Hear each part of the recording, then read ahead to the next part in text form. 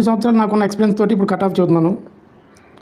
అంతా వచ్చేసరికి 280 అని ఒకడు, 260 అని ఒకరు, 250 అని ఇలా చెబుతున్నారు.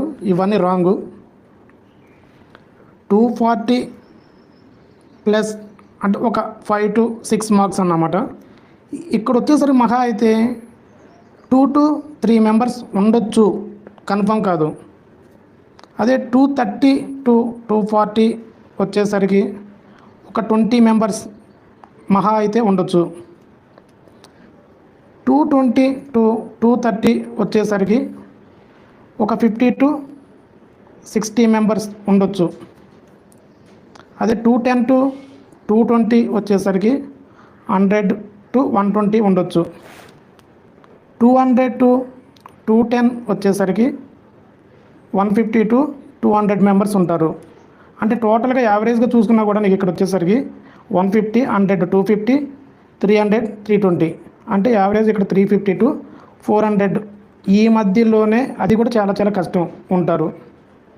ఆ తర్వాత నీకు ఎక్కువ ఆ యొక్క క్లౌడ్ ఉండేది అంతా కూడా ఎక్కడంటే 190 to 200, ఇక్కడ వచ్చేసరికి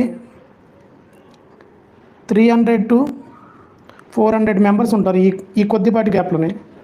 180 to 190 వచ్చేసరికి 400 to 500 మెంబర్స్ ఉంటారు.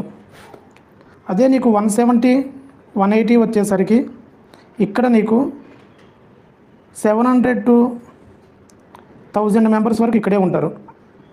అంటే నీకు వచ్చేసరికి మినిమం మార్క్స్ అనేది 180 కట్ ఆఫ్ అనుకుంటే హయ్యెస్ట్ మార్క్ వచ్చేసరికి 235, 240 మధ్యలో ఉంటుంది.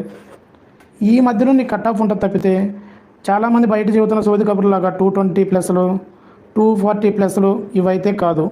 అలా అని చెప్పి మరి 170 కూడా అనేది కరెక్ట్ కాదు. అంటే ఓసీ, బీసీ, డి గురించి ఇది చెబుతున్నాను. మిగతా బీసీల్లో అటు ఇటుగా జెంట్స్కి వచ్చేసరికి 165 మేబీ ఛాన్సెస్, లేడీస్కి అయితే 155 వరకు కూడా ఉంటుంది. ఎందుకంటే లాస్ట్ టైం బీసీడీలోనే నాకు 273 వచ్చినా కూడా నాకు ఏ జాబు రాలేదు. అదే బీసీడీ లేడీకి 249 వస్తే ఏఎస్ఓ ఫైనాన్స్ డిపార్ట్మెంట్లో వచ్చింది. సో దీన్ని బట్టి నేను చెప్పేది ఏంటంటే బయట చెప్పేటటువంటి వాళ్ళందరూ ఏంటంటే వాడిని అడిగి వీడిని అడిగి ఎవడు కరెక్ట్గా చెప్పట్లేదు. ఎందుకంటే ఎగ్జామ్ క్యాన్సిల్ కదా, మరీ తక్కువ చెప్పుంటే బాగోదు అని 200 ప్లస్ అంటున్నారు, కానీ వాడికి ఎన్ని కరెక్ట్ ఫిగర్ కూడా చెప్పలేకపోతున్నారు. అదే సమయంలో ఇంకోటి వచ్చేసరికి ఏంటంటే ఇప్పుడు స్టార్టింగ్ పేపర్ ఈజీ కదా, తక్కువ చదివితే వీడికి ఏం చదివాడు అంటారనే భయంతో కూడా 200 ప్లస్ చదువుతున్నారు. బట్ అది పేపర్ ఈజీలా అనిపిస్తుంది, టెంప్టింగ్ పేపర్. టెంప్టేషన్ వచ్చేసరికి ఈజీ ఉంది కదా అని పెట్టుకుంటూ వెళ్ళిపోయారు. ఒక 5-10 మిగిలిన అవి కూడా పెడితే ఏమైందని పెట్టారు తప్పితే కరెక్ట్గా యాక్యురసీగా తెలిసి పెట్టేటటువంటివి అయితే తక్కువగానే ఉంటాయి. అలా అని చెప్పి మరీ తక్కువ కాదు, అలా అని చెప్పి 100 కాదు. అది తెలుసుకోకుండా ప్రతి ఒక్కడు ఏంటంటే అది ఏముందో మరీ చండాలంగా ఉంటుంది ఈ పేపర్ ఈజీ అన్నప్పుడు తక్కువ చెబితే అని ఒకడు క్యాన్సిల్ అయిపోతుంది కదంటే 200 అని చెప్పినా ఇలా తప్పితే ఎక్కువ టెన్షన్ తీసుకోవసరం లేదు. ఇక్కడ వచ్చేసరికి వాడు ఓపెన్ అయితేనేమో 200 అంటే 195 ప్లస్ అనేది వాడికి ఎగ్జిక్యూటివ్ అయినా నాన్ ఎగ్జిక్యూటివ్ అయినా కూడా సేఫ్ జోన్ ఉంటుంది జెంట్. అదే లేడీ అయితే కనుక 185 వరకే ఓకే.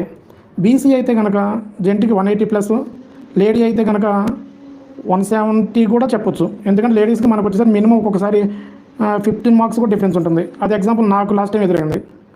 మిగతా అంటే బీసీటీ పక్కన పెడితే ఏసీ, బి వీళ్ళకి వచ్చేసరికి ఇంకా కొంచెం తక్కువ ఉంటుంది. ఎస్సీ, ఎస్టీ అంటే వాళ్ళకి 150 వచ్చినా కూడా ఆశ్చర్యపడాల్సిన అవసరం లేదు. ఇది నాకు తెలిసింది. నేను 2017 రాసిన ఎగ్జామ్ కావచ్చు, 2018 రాసిన ఎగ్జామ్ కావచ్చు, ఇప్పుడు రాసిన ఎగ్జామ్ బట్టి అంటే ఒక సిన్సియర్గా చదివినప్పుడు ఎలా ఉంటుందంటే ఏ క్వశ్చన్ని ఎవడు పెట్టగలుగుతాడు, ఏ క్వశ్చన్ ఎవడు పెట్టలేడు అని మనం పెట్టలేదని ఇప్పుడు పెట్టకూడదు అనుకోవడం తప్పు. ఒక సిన్సియర్గా ప్రిపేర్ అయినప్పుడు ఏంటంటే దాని యొక్క ఎఫిషియన్సీ, దాని యొక్క సామర్థ్యం ఎంత, దాని ఒక కన్సిస్టెన్సీ చదివినట్టయితే ఎలా పెడతాడు, అప్పటికప్పుడు వచ్చి యుద్ధ ప్రతిపాదన చదివినట్టు ఎలా పెట్టగలుగుతాడు అనేది ఒక ఆలోచన మనకు ఉంటుంది. దాన్ని ఒప్పుకోవాలి. మనకు రాలేదని ఇంకోటి రాకూడదని లేదు మనకు వచ్చింది కదా ఇంకోటికి తక్కువ ఎక్కువ అని కూడా అనుకోవడం తప్పు. మనం ఫీల్డ్లో కట్టుకున్నప్పుడు మనకు ఒక ఎగ్జామ్ పేపర్ ఏంటని తెలుస్తుంది, దాన్ని పట్టుకోవాలి. అందుకని బయట ఇన్స్టిట్యూట్లో ఒకటే సబ్జెక్ట్ ఉంటారు కాబట్టి ఆ సబ్జెక్ట్ ఈజీ అనిపిస్తుంది, కానీ ఇక్కడ 5 సబ్జెక్టులు చదువుతున్నప్పుడు దాని ప్రభావం ఎంత నీకు తెలుస్తుంది. కాబట్టి బయట వచ్చే అన్ని విషయాలు అనవసరం.